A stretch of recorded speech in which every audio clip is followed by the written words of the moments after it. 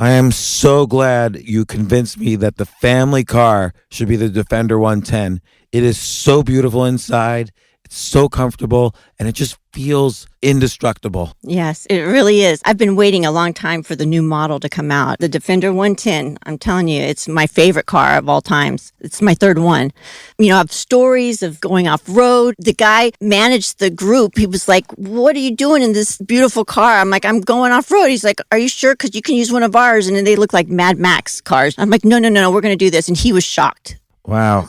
Well, it's great because the Defender has been reimagined for 21st century adventure, and its unparalleled off-road ability, as well as its robust interior, are invaluable whether you're headed towards uncharted territory or just a weekend of exploration. The Defender 110 tackles challenging surroundings with absolute confidence. The SUV conveys strength outside and in, featuring peerless technology like an intuitive driver display and an award-winning infotainment system. That's my favorite part, to keep you connected no matter where the journey takes you. Adventure is unique to everyone, and so is the Defender. Choose from the two-door Defender 90, the four-door Defender 110, or the larger Defender 130 with the ability to seat up to 8 passengers. You'll find uncompromising performance in all three. So pack up and go even further with the Defender 110. Learn more at LandRoverUSA.com/Defender. Sometimes it takes a different approach to help you unlock your true potential. Capella University's game-changing FlexPath format helps you learn at your own pace and fit earning a degree into your life. From before you enroll to after you graduate, you'll be supported by people who are invested in your success so you can pursue your goals knowing that help is available if you need it. Imagine your future differently at capella.edu.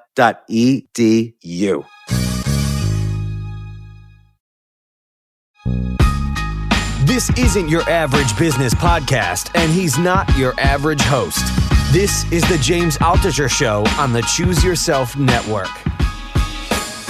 Today on the James Altucher Show. Fear of making a mistake almost guarantees your mistake. Why is that? Because, it paralyzes you. It's game of chess is a game of choices, so you have to make decisions.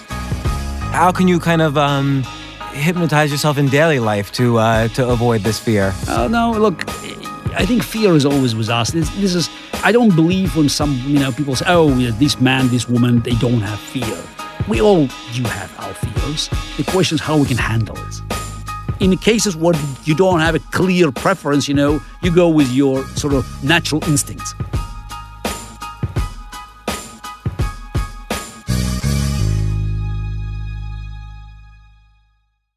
I want to do a brief intro here. This is, I've done several hundred podcasts with all sorts of people, but if people ask me over the past several years, who is the number 1 or 2 person you would absolutely love to have on the podcast, is Garry Kasparov, former world. You were like number 1 in the world in chess for 20-some years, yes. And world champion for most of that. I've been following your career since, 1982.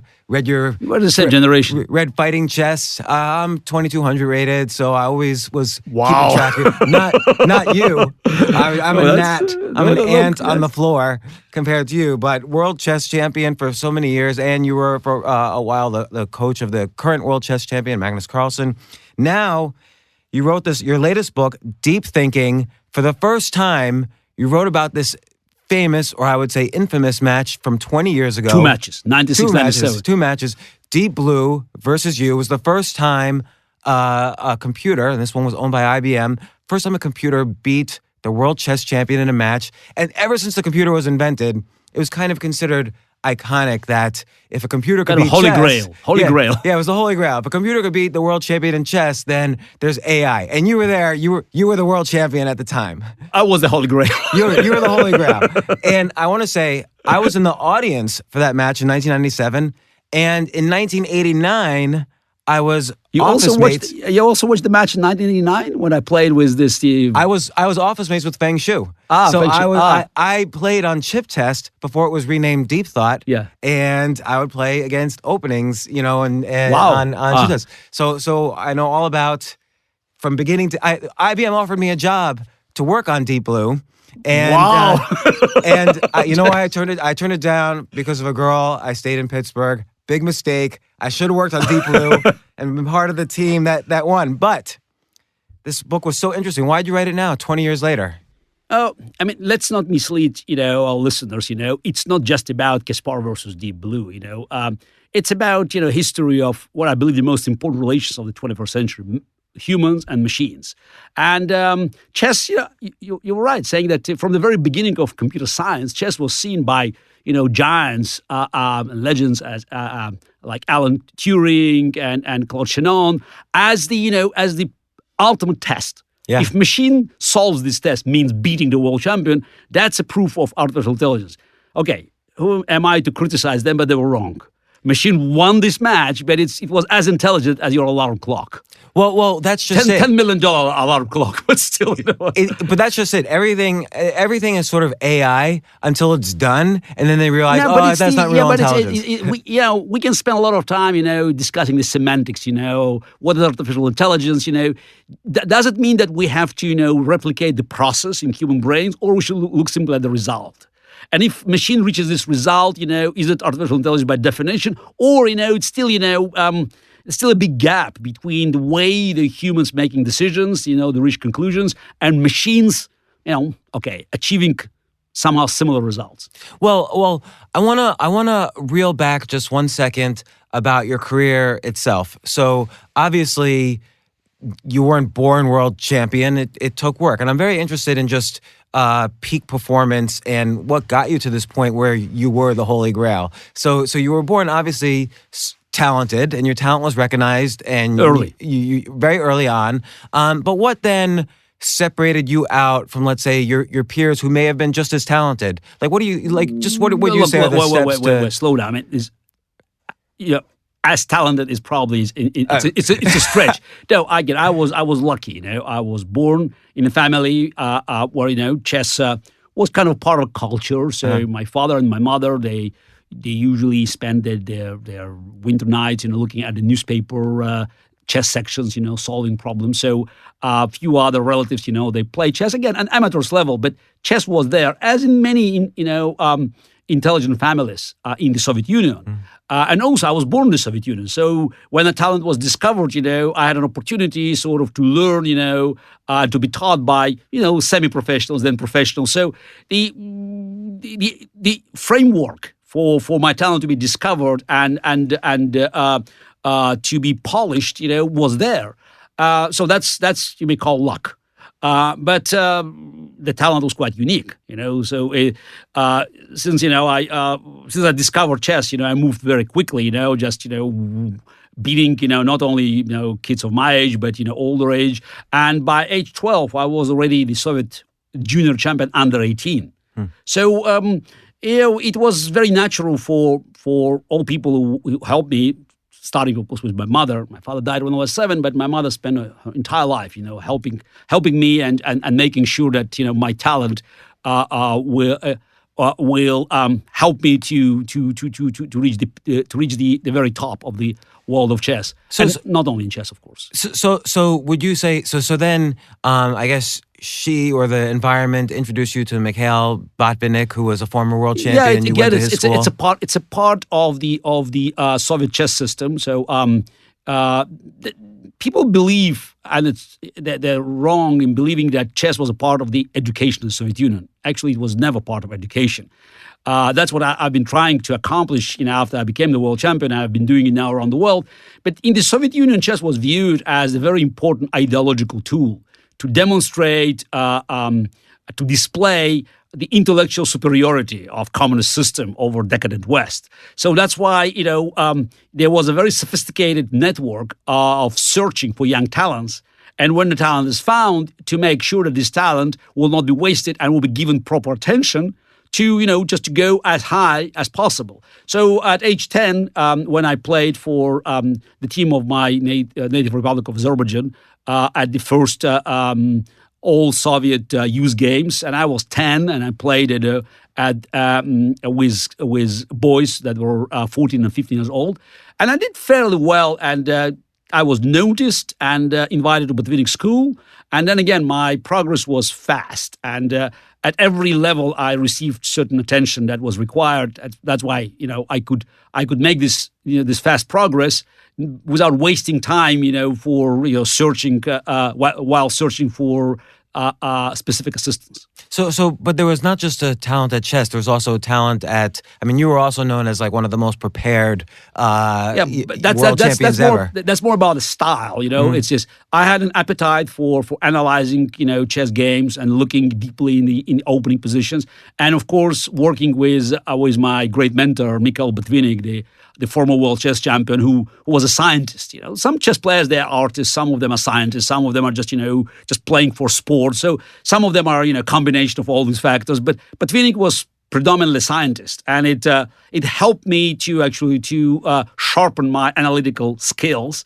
And I had appetite even now. Just age 54. I've retired for more than 10 years. I still have an interest. Analyzing games, looking at other games played by top players, and just always looking for some revelations. So I just want to ask: is it true Botvinnik once trained by playing a match with someone smoking into his face? It's the story, yes. It's the Botvinnik played at a time, just in 30s, 40s, and 50s, and early 60s, when, the smoking was allowed, and this is the audience could get very, excited. It could be a lot of noise. And again, this is part of Botvinnik's preparation. He wanted to be prepared for every surprise, not only at the chessboard, but also around the chessboard. And one of the problems was that, his opponent could smoke. And he wanted his assistant who worked with him and played his training games, another grandmaster, not just to smoke, but also have a very loud music. So he wanted to have as much disturbance as possible throughout the training process to make sure that at the crucial moment when you have to make the vital decision that could decide the game or maybe the whole match, he will be well prepared, and he will not be. And you'll be undeterred. So it reminds me of things you write about in this book. So your recent book, Deep Thinking, about the match. But really, it reminds me of what you, when you describe the games, you don't just describe the games. You seem to also describe the whole environment around the match. So what is a computer? How do you play against a computer? But that's not the first time you've done that, obviously. Your first world championship match against Karpov was very much... I have to ask about this. You were down, 4-0, 5-0. And then you started this ingenious strategy of just drawing every game. And how did you consciously shift gears at that point? And you were a young guy, you were 22 years old. How did you consciously shift gears, and were you scared of what was going to happen? Like what was going through your mind? No, it's you may call it, survival instinct. You start a match, I was actually 21 when I started playing. I was, of course, very arrogant. I believed I had to win. I was, at that time, probably as good as Karpov, but being as good as the world champion is not enough, because you have to beat the world champion. And I lacked experience of playing the world championship matches. It's a different aura, there's a lot of pressure. So that's why, early in the match, I played very poorly. When I just looked at the games later, I was horrified by mistakes I made, because let's say game 6, I would have probably won the game, finding this winning combination, because it was my eyes closed, But at the board, when you have all this pressure, and just you look at these options, the clock is ticking, it's mistake after mistake, And Karpov was very good, he was, you may call him like, the cleaner, he just, every mistake, he just grabbed, he grabbed all these chances. I've been throwing them, right, left, and the center. And Karpov was very good in picking them up. So, after game 9, there was a 4-0, and I just realized, just two more bad days, because the match was played until 6. Until one player, would have won 6 games. So, what could I do? Just either, you could just try to rush, let's die, as a hero, but just, maybe win another game.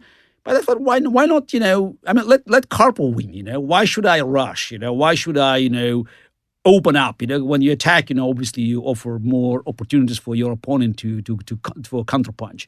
And also, I could play the match as long as I could by making draws, but also learning, because it's a learning exercise. And I thought, well, I'm 21, so even if I lose now, I come back 3 years later. At that time, the cycle was 3 years. But I could have this precious experience. But also let him win. And but that's like an unusual strat in your career at that point. Absolutely unusual. That was like the first time you'd ever done that. But that's about, that actually what, built my character. So again, all the components were there, but we all need a test. An ultimate test. You're facing, this unsurmountable challenge, and the question is how.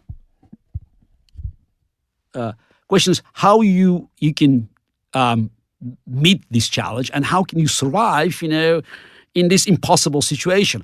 And it helped me many more times later on, because every time I faced a new challenge, every time I thought, it's impossible to overcome, I said, okay, what could be worse than 5-0?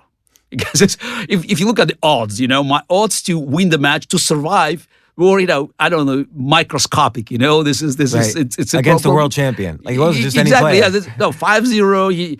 Because eventually Karpov won one more game. Yeah, and it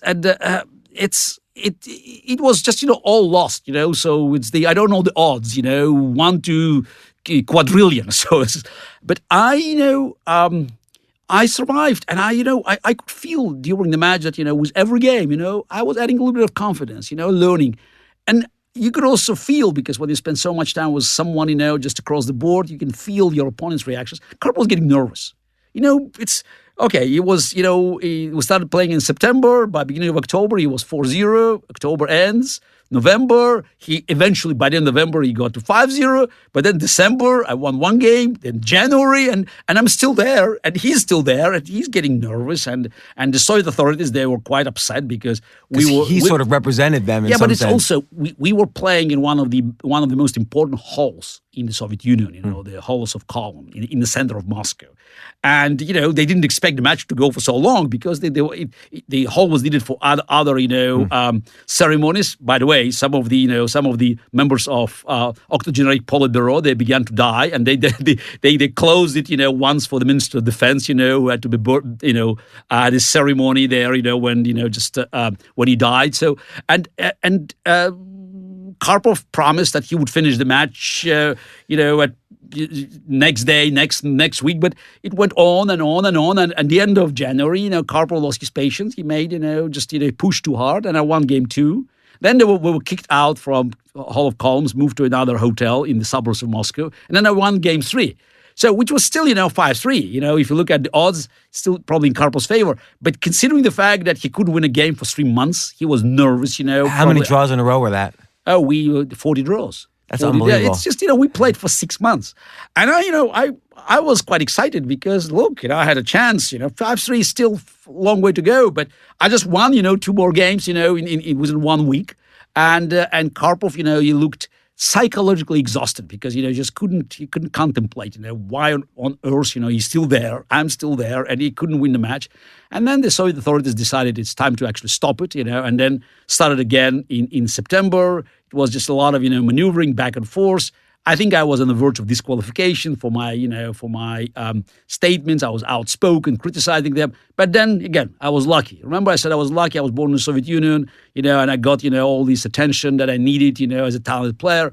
But then it was Gorbachev, Perestroika, so this, and eventually, this is all this conspiracy just, to defend Karpov out of the chessboard failed.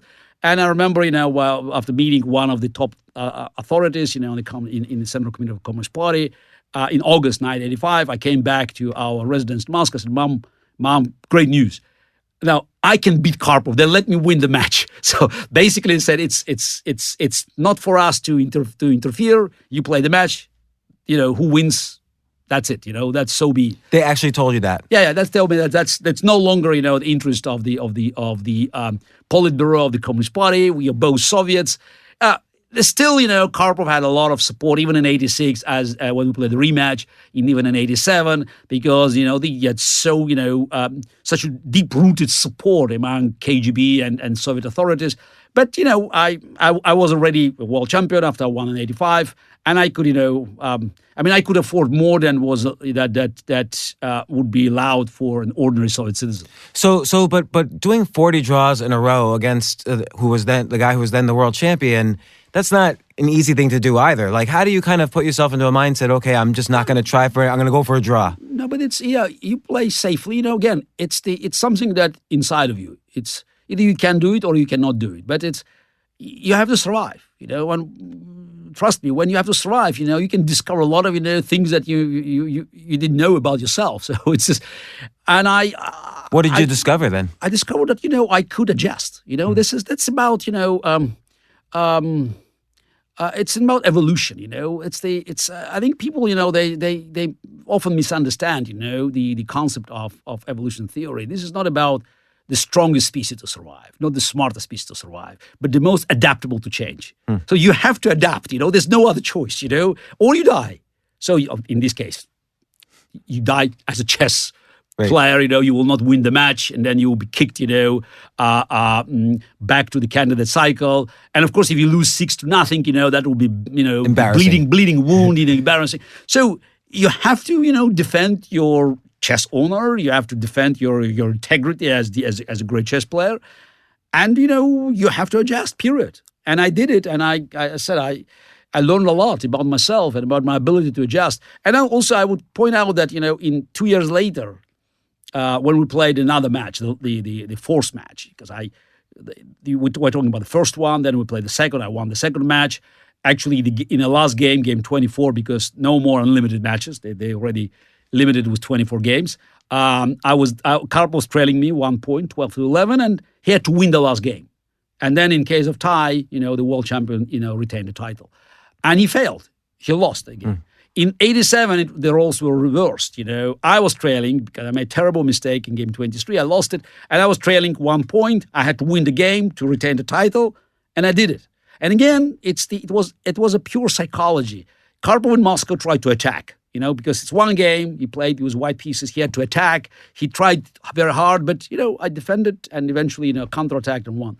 Now, I had a totally different strategy. I thought, maybe my best chance, because it's after 10 weeks of playing, you have one game, you have to win, otherwise, again, you lose everything that you gain over these years.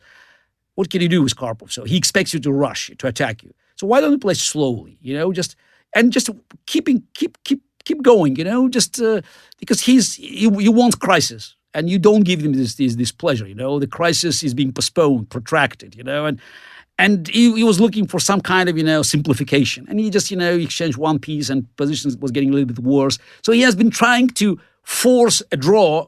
It's not me trying to force a win, but he's trying to force a draw, which, you always make concessions because you're in a rush. And eventually, he gave me a good winning chance. I missed the chance, but in time trouble, he missed the chance. The game was adjourned, and it was a 50-50 call. But again, he failed to defend position, which probably was defendable. But I remember, because at that time we had adjournments, we adjourned the game, we played the next day.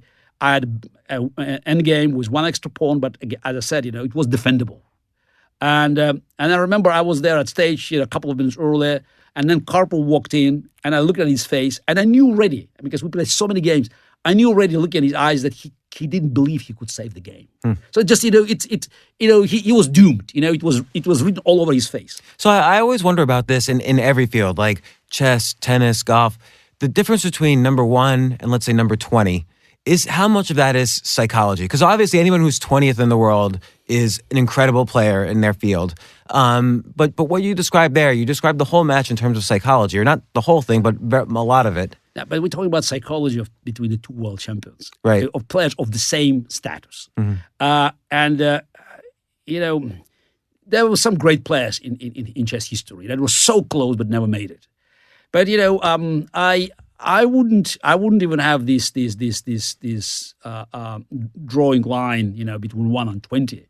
I would say it could be between 1 and 5. 1 and 5. So it seems that it's so close. But now just look at the current, the ranking in the world of chess. It's Magnus Carlsen. And then you look at the generation of players that's of his age or older. He's totally dominant. the only threat comes from a younger player. So I would say it's Fabiano Caruana or Wesley Saw. So this is the two younger players, and it's still not clear whether they can beat him. I think there's a chance, but you could see that the world champion is it's more than just it's the first among equals. Somebody who is there. And there were only 16 world champions. We had the longest recorded history of the official title among any other sport since 1886. And there were only 16 world champions. That tells you that it's the title is more than just winning one match, even one tournament. The title is about bringing something new into the game of chess. You can look at every of these world champions, and I wrote about my great predecessors, about 12 Great world books, champions. by the way. Yes, 12 world champions before me. And I wrote about all my matches with Karpov, and I haven't written anything about my successors, like Vladimir Kramnik, Vishy Anand, and Magnus Carlsen. But each of the 16 players brought something unique. It's about expanding the horizons. It's making game richer, and by the way, playing very much according to sort of cultural, scientific, social demands of the day. When you look at the playing styles of the world champions, you can always find similarities with the most sort of powerful and dominant trait of the modern life. Well, and this will segue into the Deep Blue versus you. But I remember when you first became world champion, what you seemed the narrative of that story was Karpov was very slow, positional style, like you said. He would accumulate small advantages, but it seemed like he would be compared to kind of the octogenarian, Soviet Union, and there was you kind of fighting. You sort of represented the Gorbachev side. Let's separate political from political preferences and affiliation with the chess style. Magnus Carlsen he's much closer as a chess player to Anatoly Karpov. So when you look at the style, and that's why our cooperation with him was so successful. So for Magnus, I spent more than a year with him when he was just about to make this sort of the final jump, leap forward, just to he was number 4, 5, close just to become number 1. And what helped, him, and why this cooperation was so productive is that he could learn from a player that had a totally different view of the game of chess. So it's like I looked from a different angle. He could learn from not from Karpov, who could be similar to the way he thought, Magnus Carlsen, but from Garry Kasparov, who looked at the position and always had a sort of different idea how you can. Like, what's a type of different idea? Like broadly described? It's in most of the positions in chess. You have to make a decision based very much on your preferences. It's not forced win or forced draw. You just have to make a decision, and it could change the nature of the position. So that's why if you look at position from Karpov eyes, you'll say, okay, maybe I should go for no risk, but for the tiny advantage, I could improve my pieces, and then 10 moves later, in the late middle game or even an end game, that could bring me some considerable advantage. Now, if you look from my perspective, say, okay, maybe I should take a bigger risk, but maybe I should go with with the sort of big machete, so just attacking immediately. By the way, it doesn't mean that players like Karpov will not attack, or I will not look for small advantages to be accumulated. But it's just in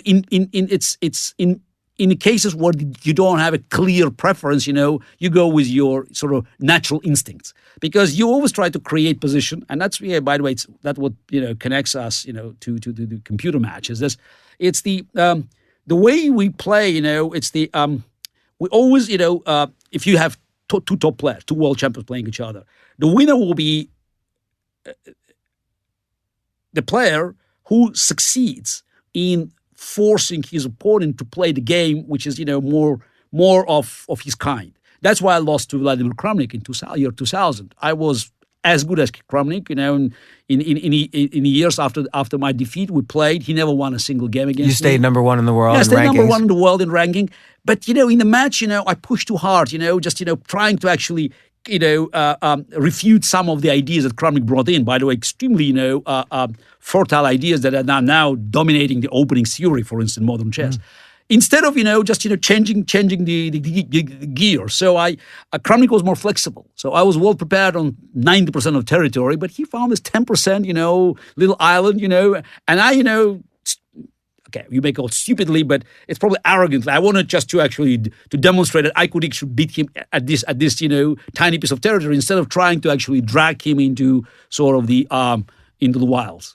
So this does segue into the Deep Blue match, because that was very much a match where Deep Blue, just in its hardware, could outplay you at the best version of your game, the tactical side, the fighting side of your game. Like you were nervous about getting into a highly tactical affair with it even though that was your style. Oh, absolutely, it forced you to play a different style. It's a very important observation. So I just for the audience to understand that I was at disadvantage because my favorite style was not the right approach against the computer. So against the computer, you have to play what they call anti-computer chess, which means, being a defensive, actually waiting for a machine to attack to create weakness and then to counterattack. That's not exactly, how Garry Kasparov played his best games. But before we move into the match again, I want to emphasize that the book is not just about the match. It's probably, it's a hook for the audience. Also, obviously, the publisher liked the idea that the book will be released at the day, the 20th anniversary of the day when the second match was opened in New York in 1997. It's May 2nd. But I wanted also in the book to dismantle the mythology around the man and machine and about artificial intelligence, because now all we hear is either some utopian views, oh, fantastic, phenomenal, blah, blah, blah. It's just, it's all going to be great. But more likely now we hear these dystopian views, we're just coming from great minds like, Stephen Hawking, or great inventors and doers as Elon Musk. Oh, right. It's almost disturbing what they're saying, but go ahead. But Sorry. exactly,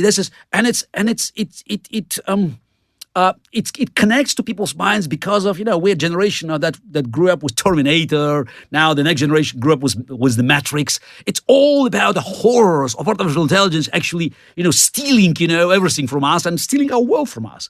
And I try to also to in the book to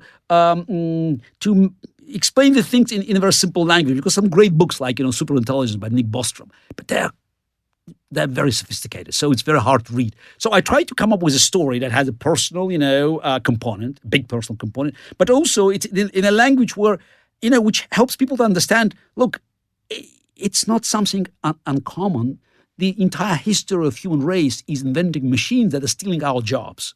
But for millennials, centuries and the last decades, we saw machines, getting more and more intelligent, but still, taking over jobs from, blue-collar workers. Now they're going after white-collar workers and after people, with Twitter accounts. So now we say, oh, wow, it threatens the world. No, this is the way the progress works, Machines, getting more intelligent thanks to our creativity, which makes us in turn more creative because we have to come up with something new. So it's a new cycle. But because now it attacks, intelligence, like human brains, it seems, it's a game changer. No, it is not. It's just, it's like a spiral, it's the same season, but again, it's on a higher, level of the spiral.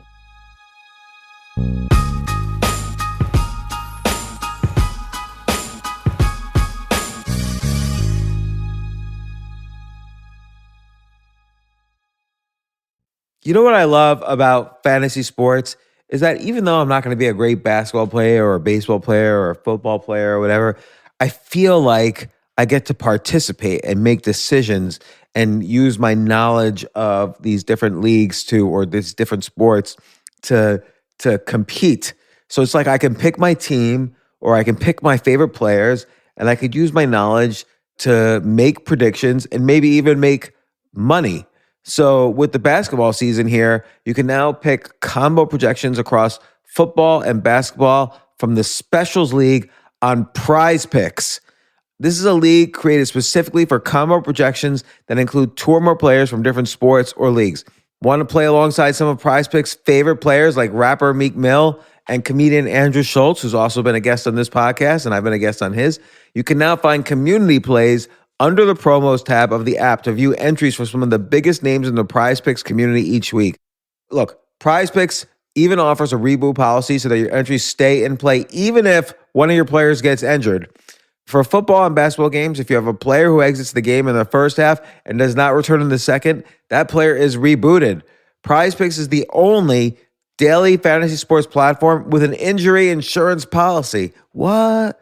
So I love playing it. I love anywhere where I can use analytical ability with my interests to demonstrate some skill and maybe make some money. And I like the game-like aspect. I do wish they had chess as a category on prizepicks.com, but I'll settle for what they've got. Maybe I should make my own fantasy chess league. But in any case, I love PrizePicks. Go to prizepicks.com/James. Use code James for a first deposit match up to $100. That's the easiest $100 you're ever going to make. So that's prizepicks.com/James and use code James. Daily fantasy sports made easy.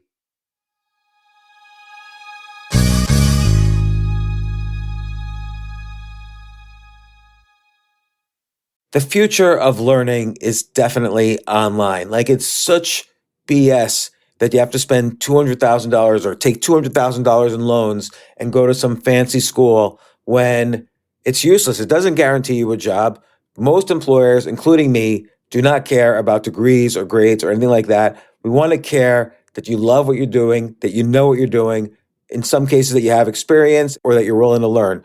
But people in general love learning and are curious. Like, the key to success is curiosity. And I think masterclass.com is the perfect model for online learning. I'm really happy they're sponsoring this episode. If you're going to give a gift, give the gift of learning. Masterclass makes a meaningful gift this season for you and anyone on your list, because both of you can learn from the best to become your best, from leadership to effective communication to cooking. Let me tell you some of the classes I've taken. I've taken comedy from Steve Martin. I mean, can you believe I can take a class from Steve Martin on comedy, or Judd Apatow, my favorite comedy director? I could take an actual class from him on writing. Wolfgang Puck on cooking. Dan Brown on writing, or Judy Bloom, who's been on this podcast, on writing. By the way, Wolfgang Puck also has been on this podcast. It's such a pleasure. I try to take classes all the time from masterclass.com. And whether you're watching Masterclass on TV or listening in audio mode in the app or on their site, the quality speaks for itself. It's like these Masterclass instructors are your own personal mentors that are going to help you reach the next level. How much would it cost to take one-on-one classes on comedy from Steve Martin or on chess from Garry Kasparov? You just wouldn't be able to do it. But it would cost hundreds of thousands of dollars. With a Masterclass annual membership, it's $10 a month. Memberships start at $120 a year for unlimited access to one-on-one classes with all 180 plus Masterclass instructors. So it's not just $120 for one instructor. You get all 180 plus Masterclass instructors.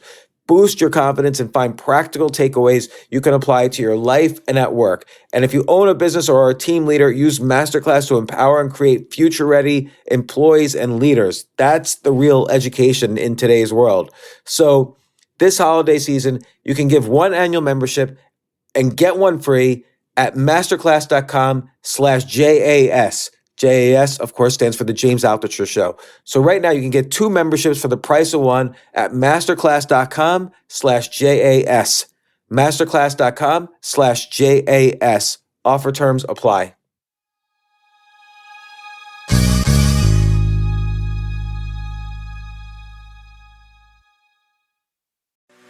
I created this idea called Generation W. It's all about educating, inspiring, connecting women. And it's about building community at the same time.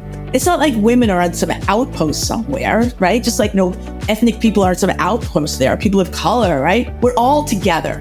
So if we learn how to appreciate each other, we elevate one and we elevate us all. And so for the first year, that's where we started. And we had 700 people show up. They had no idea what they were showing up to, but they loved it. And they said, we want more. A very simple example, and this doesn't involve AI at all, but it does involve automation, is ATM machines. Everyone thought bank tellers would go away and bank branches would go away. But in fact, because of ATM machines, it became cheaper to build a new bank branch. So now there's more bank tellers and bank workers than ever. Exactly. This is in the book I talked about. About the elevators. There was a union. 17,000 operators you mentioned. And but then people were, by the way, scared. They were scared of of elevators, automated elevators that were available, by the way, from the beginning of the 20th century. But people still preferred someone to operate the elevator, as now they're afraid of driverless cars. Yeah. Then what it took, a strike in New York City, and then when you have to go all the way up to the Empire State Building goes on an elevator, you understand maybe you should overcome your fear and push the button, Right. So these jobs disappeared. Okay, some of them in concierge they're still working, but it's a tiny drop of what it was before, and I think this is a normal development of technology. If we have something really breakthrough, something very disruptive, it means it kills jobs before it creates new jobs. But now people are not happy because they want new jobs to be created, old jobs to be kept. Sorry, it's not going to be this way. So that's the way capitalism works. That's the way the free market works. You come up with new disruptive ideas, and you make many industries redundant.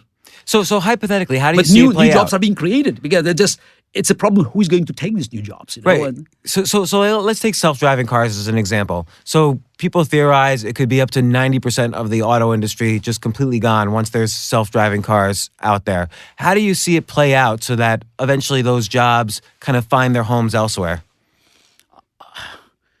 The answer is I don't know. And that's good news. I don't know. That means disruptive. That means breakthrough. We don't know. It's as if we knew, it would not be disruptive. So that means that, we have to get creative. We have so many things that we drop because it's too risky. Maybe we have to start, space exploration. Maybe we have to look, underwater, deep water exploration. There's so many things we stopped in 60s and 70s because we said, maybe it's too risky. Maybe we just, we can be happy with small, incremental improvements. Because when we look at the technology that we're using today, it's okay. It's very convenient. It's very handy. But iPhone 7 is not Apollo 7. It's all our devices, they're getting thinner, shinier, lighter, but it's not breakthrough. So we will be facing, the same challenges that people 100 years ago. So when they just saw the Industrial Revolution, changing the face of the world. Well, you can argue the internet, even though it wasn't necessarily a technological huge innovation, it was a social innovation that, combined with technology. By the way, it was. The problem is people believe it was invented in 1989, though the early foundation of 70s. internet. In 60s. It was a part of the DARPA project, and in 1962, Leonard Kleiner came up with packet switching theory, and in 1963, the scientists of DARPA, Defense Advanced Research Project Agency, that's working for U.S. government, they came up with a full description of internet, including Skype, voice over IP. It was all described by Dr. Joseph Licklider in his concept of intergalactic. Intergalactic. Just I emphasize it. Computer network.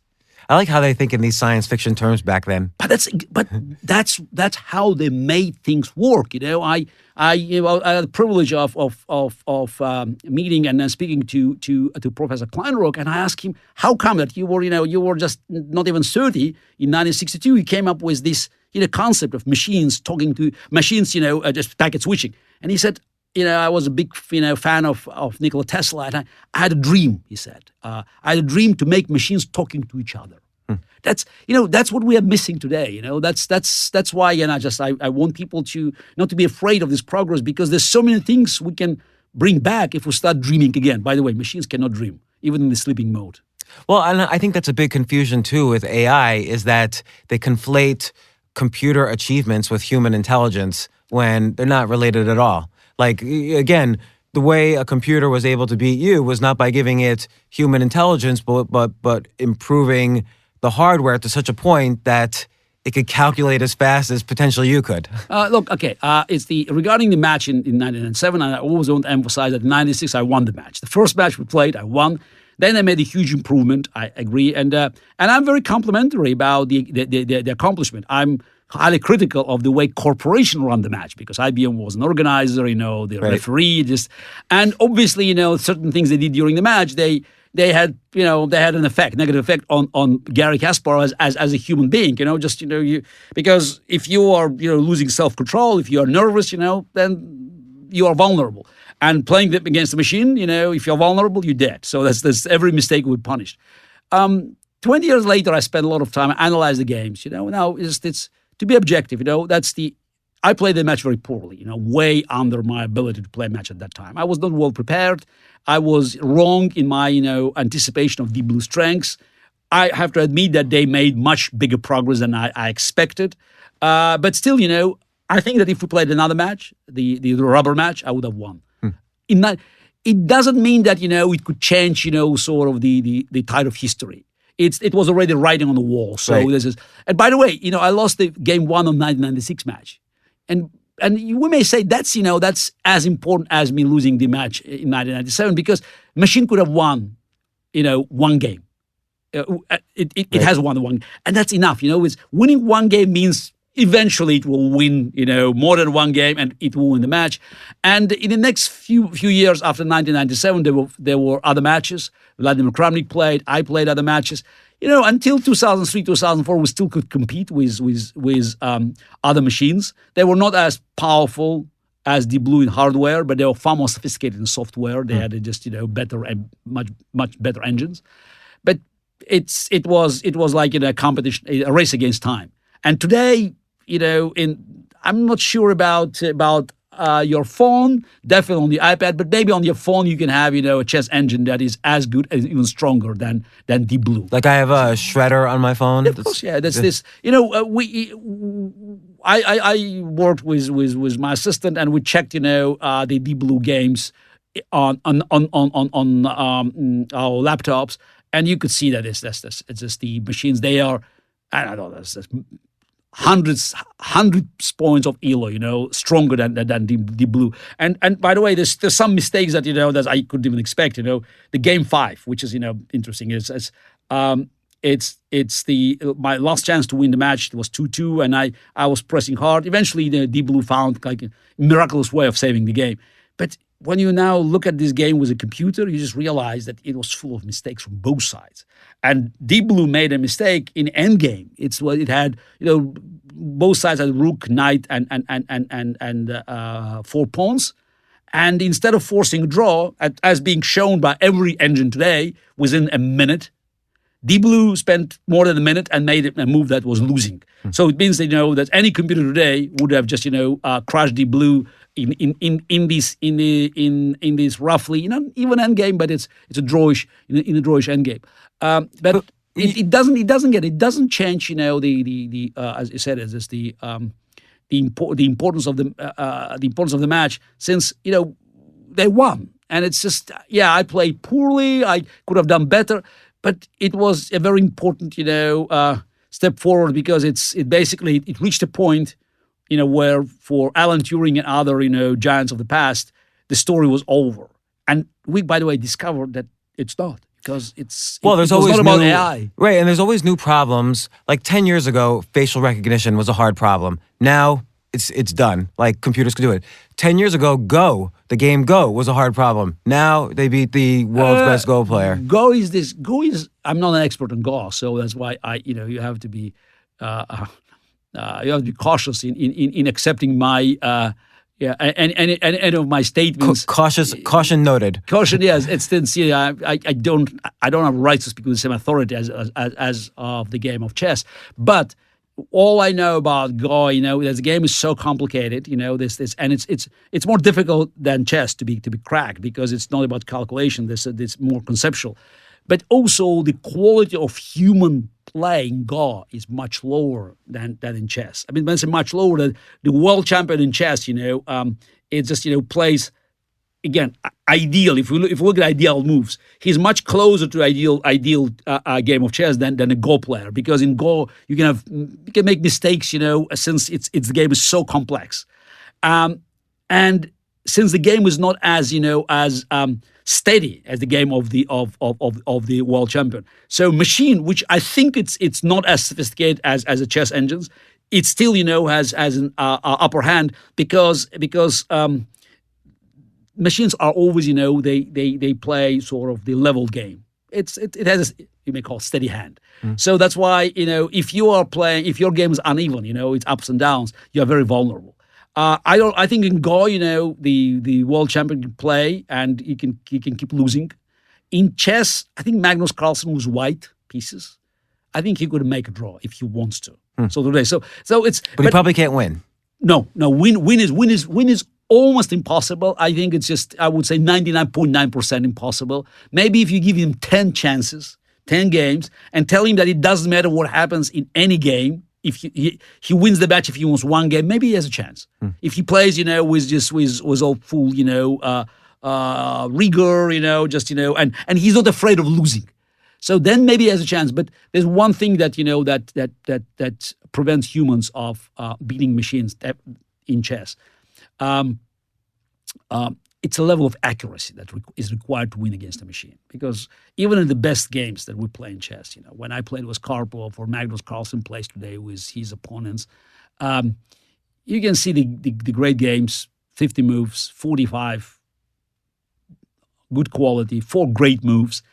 There's always one inaccuracy. I'm not talking about terrible blunder, even about a mistake, inaccuracy. Which is almost unnoticed for human eye because again, it's like gifts are returned. So I make a mistake, and you return the favor. And also when your position is bad, so you very often you're just losing your stamina. So okay, it's bad position. So who cares? How good is your opponent in actually delivering the final blow? Not with a computer. Computer doesn't care position is winning or losing. It just looks objective at every moment and it looks for every chance to escape. So that's why one inaccuracy could throw your 49 good moves, your 6 hours hard work. And I think that this kind of vigilance is almost impossible for humans. So that's why winning the game is highly unlikely. Making draws for the world champion in chess, doable. So you said if you mentioned one thing though, you said if Magnus Carlsen is not afraid. So how at that level, world championship level, how do you kind of almost, I don't want to say hypnotize yourself, but how do you kind of psych yourself up to the right persona when you're at that level of playing? Now, I want to emphasize again that what I said about fear, because fear of making mistake almost guarantees your mistake. Why is that? Because it paralyzes you. It's if you have to, game of chess is a game of choices. So you have to make decisions. Every move is a decision. Okay, in the openings you can follow the famous lines. In the end game you can just follow the sort of the end game manuals. But in the middle of the game, you're on your own. You have to make choices, sometimes choosing between, roughly even options. And it's always about risk, especially if you want to win the game. And making decisions, you have to be confident that your decision is good. And if you fear that your decision is not good, if you fear that you can lose the game, somehow subconsciously it paralyzes you. It inflicts a damage to the decision-making process. So that's why if you can actually remove the fear, that's why I said playing machine, say you play, doesn't matter. You have to win one game. It doesn't matter if you lose 9, but just as long as you win one, you won the match. That could actually change the equation because it could, unleash an amazing power that is inside, but it's always being, restrained by our fear. I kind of like this. How can I almost want to have this just walking outside, out the door and have that kind of power? How can you kind of hypnotize yourself in daily life to avoid this fear? No, look, I think fear is always with us.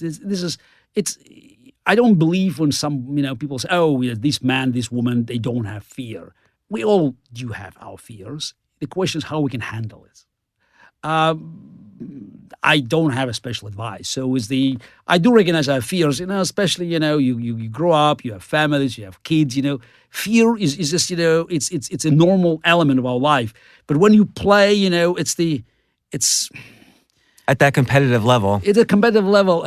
That's why it's impossible to play chess at my age, competitive level now, because you have so many other things, that your concentration not the same, you have other problems, you have fears, normally because you grow up, you have other responsibilities in your life. Well, let's talk about that. You also recently wrote an excellent book, Winter is Coming, and it's about Putin and Russia. You've been outspoken as a kind of I don't know how you describe it, an activist Democrat in Russia against Putin and his policies and many other things about how Russia is one. You even tentatively ran for president of Russia shortly after you retired from chess. So is this more a part of your daily life now? No, my daily life, is comprised of different components. So it's writing on my social about politics, but other things as well. So also writing books. It's also, quite a significant chess component because I keep building, and spreading around the world. Kasparov Chess Foundation. It's a 15th anniversary that we started the first one in the United States. And I can proudly say that now the U.S. junior team under 18 is the best in the world. Surprise, surprise. It's just, you keep working with these people. There's plenty of talent, and you just find this talent. And if you, invest your time and resources, so you actually reach results similar to what was in the Soviet Union 40, 50 years ago. And we have other foundations in Africa, in Europe, in Asia, in Mexico. Now we just opened one in Paris, Francophonie.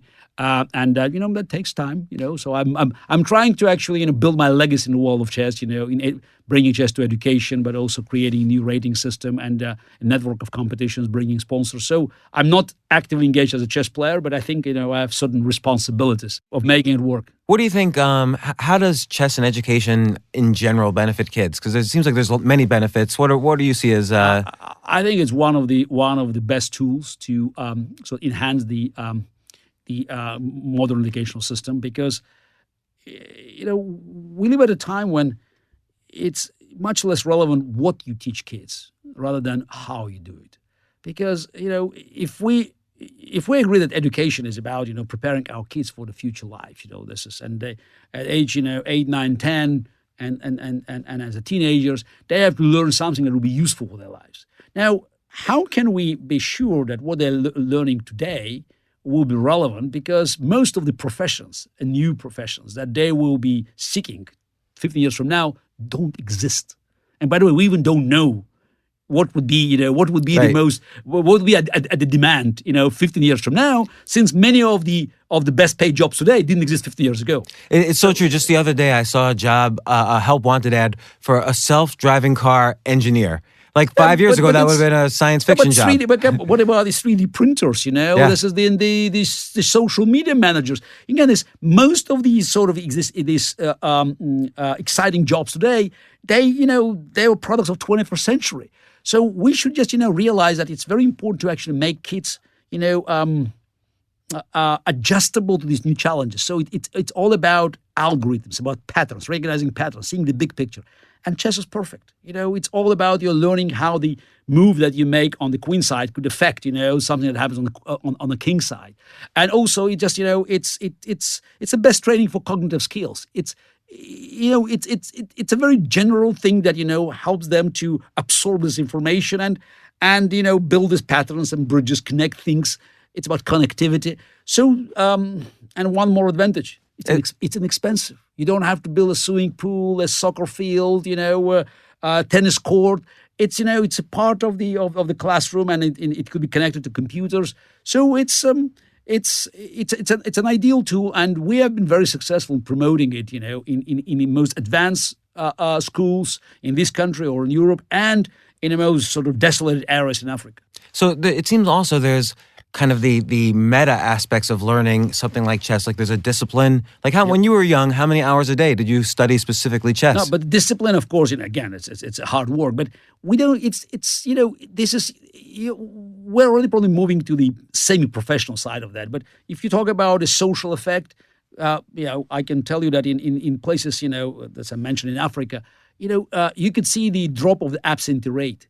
Because kids are excited, they go to the school. There's something exactly they play. So it has a social effect. Also, in many places. It's again in this country or in other parts of the developed world. It's hard to imagine that before you actually start teaching kids, whether it's in Africa or in many parts of Asia or Latin America, especially in Africa, where we had plenty of experience because that's one of the most successful foundations, Kasparov Chess foundations. And I personally traveled across the continent. I visited 22 African countries. So, and I know it's first-hand experience. You have to convince these kids that education has a value. Because here, it's just, the kid goes to school because his father, his mother, they went to school. Their, mothers and fathers went to school. So you have already generations that, that know that school is a part of the routine. Now you are talking to people that that never had education as a part of their life. So it's most of the parents of these kids. They never attended schools, and they God knows if they can they know how to write. So you just have to convince these kids that education has a value for them. So that's why anything that makes them excited is very important. You have to drag them in. So you have to explain very simple things, like up and down, right and left, concept of center. So many things that we can do with chess, it's a good, it's a colorful way of entering the educational system. And then again, God knows what happens, but it's very important that they have an appetite to actually become educated. So there's also the aspect of having a coach or a teacher. So again, in education, there's a teacher, and you mentioned the effect you had on Magnus Carlsen. You mentioned Botvinnik's effect on you. What's the role of, if you never had a coach like Botvinnik, or if Carlsen never had a coach like you, is there a cap? Does everybody, to reach their potential, do people need a mentor or a coach? We're talking about professional chess now. We're talking about professional, but in any area, really. Yeah, but in any area, to reach your potential, you need your mentor. So that's it goes without saying. Even at the age, at the digital age, though of course we have to admit that today, a young player can learn, more about more than Bobby Fischer ever knew about chess, in a year or two by just working with computer and with this very average assistant. But in order to reach your potential, especially if we're talking about someone like Magnus Carlsen, who is destined to go to the very top, you need help. It's from generation to generation. That's what I learned from Botvinnik. It's the way he looked at the position, the way he analyzed it. So it helps. It's a very general advice. It sounds trivial. Oh, it's an advice, but there's always a piece of wisdom, and it helped me that I worked with Botvinnik, but I also was close to other great champions as Boris Spassky and Tigran Petrosian, and I learned. And now I've been doing it for years. I think it's also my duty, just to pass this information, to pass this knowledge, this wisdom from those, the giants of the past, my great predecessors, to those that are now, just trying to conquer the highest peaks of the chess world. So just to close this off, I want to mention on the political side, this morning, obviously, even though this podcast is going to come out, a few weeks later, this morning there was an explosion or maybe two explosions in St. Petersburg. You came in here, you were getting texts about it.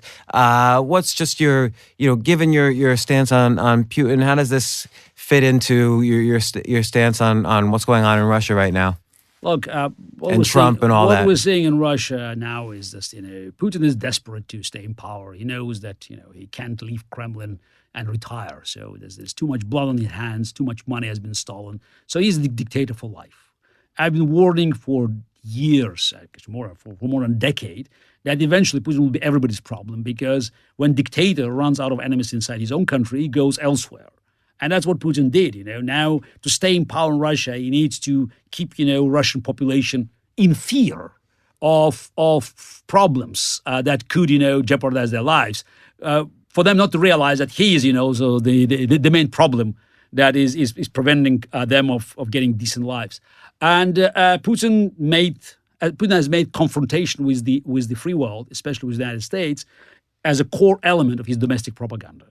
And for those who believe that, if you make enough concessions to dictator, he'll leave you alone. No, he will go everywhere. He will keep creating new hotspots on the map, new problems. After Ukraine, he went to Syria, now most likely to Libya. He has been interfering in elections across Europe and, of course, in this country, because confrontation is what helps him, just to create chaos. And chaos is very important for a dictator because he hates united opposition. He hates, strong organizations like NATO, European Union. He wants to divide, which is, again, it's as old as this world, divide and conquer.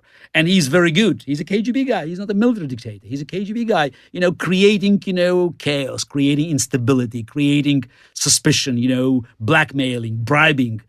He has enormous amount of money at his disposal, hundreds of billions of dollars that he could, channel one way or another.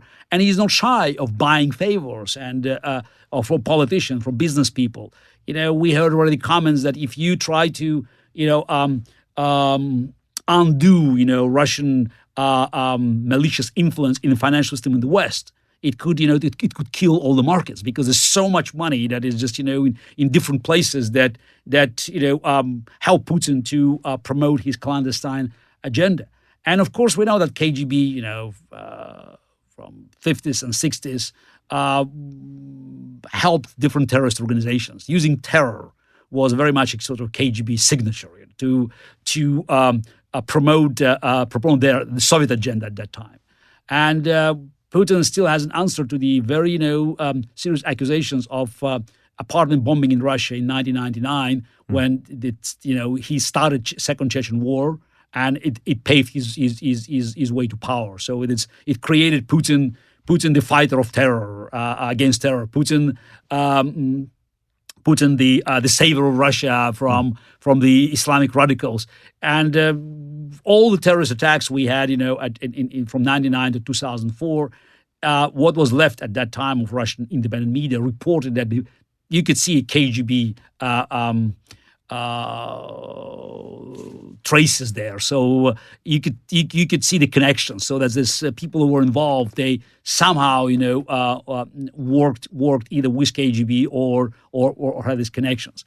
And as for the explosion in St. Petersburg today, as we're recording it, look, it's a moment where Putin needed some kind of destruction. Again, I believe in presumption of innocence, though, of course, in case of Putin, as many dictators, I think it works the other way. So it's the benefit of the doubt, goes against him. But Putin first time in many years faced massive demonstrations in Russia that involved the new generation. And I think that was a shock for him, with tens of thousands of Russians marching in the streets. And some people say here, what is a tens of thousands? It's a lot.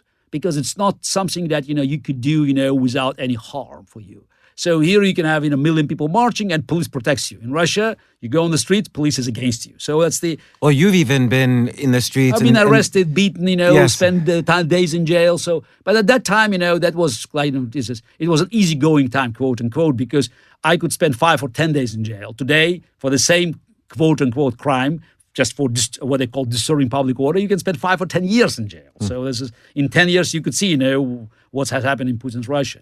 So that's why I think that we can suspect that this attack in St. Petersburg was another product of KGB because it helps Putin to promote his agenda in Russia. I believe soon we'll see sort of new draconian laws, just limiting what's left of freedom, individual freedom. I think that they will impose new security measures. Also, I think it will help Donald Trump here to to brush off the Kremlin gate to all these accusations and to start talking again about cooperation with Russia against radical Islamic terrorism. Again, we don't have any proofs, and I'm afraid that we'll not find the truth about Putin's crimes as long as he stays in power. So we will not find out who actually ordered the murder of Boris Nemtsov, my late friend and colleague and ally, one of the most prominent and brave Russian politicians who was murdered 2 years ago in front of Kremlin's gates. But do you ever get worried you're gonna? I live in New York. I mean, it was not my first choice, but it's 4 years. 4 years since I left Russia. I live in New York with my family, and people keep asking me, can you go back to Russia? My answer is yes, I can go back to Russia, but it will be a one-way trip. Right. So okay, Deep Thinking by Garry Kasparov. Great book about artificial intelligence, plus your personal stories. And it's how to overcome your fear about artificial intelligence. This is just we have to treat Right. we have to treat human progress as something inevitable. If it's raining, you can complain about it, or you can buy an umbrella. It's not a one-dimensional story. This is not, this is nothing linear. This is not, that, I read the book, I read this article, and I know everything. This is, again, it's more psychological. So this is all about us, Again, fear, We should not fear science. We should not fear progress. Even if it may threaten us directly or indirectly, maybe we can lose a job, or maybe we're not sure, how we can, advance in some of our endeavors.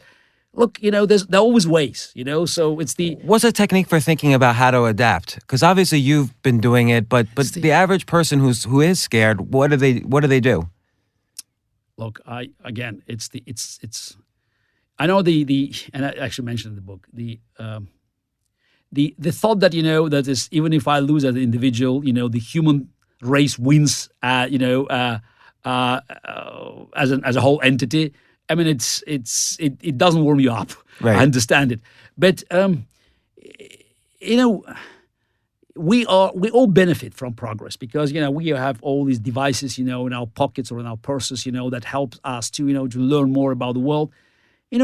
Just think for a moment that we have so much power in our hands. In just keeping a hand in our palm, it's 1,000 times more than the United States had at the time when NASA had when Americans landed on the moon. So with so much power, something can be done. I don't know exactly what you can do, but there's a lot you can do because there's so much power is given to the individual. And it's very important that we are not, wasting these opportunities. We are not complaining. We should be optimistic and we should always overcome our fears.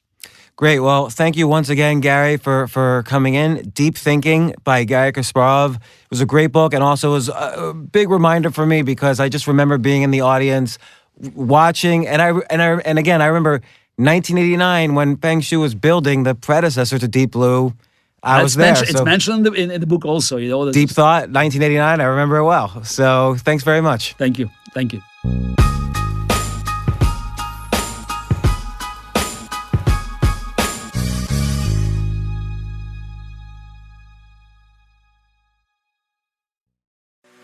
I created this idea called Generation W. It's all about educating, inspiring, connecting women. And it's about building community at the same time.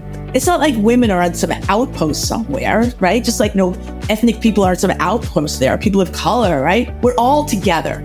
So if we learn how to appreciate each other, we elevate one and we elevate us all. And so for the first year, that's where we started. And we had 700 people show up. They had no idea what they were showing up to, but they loved it. And they said, we want more.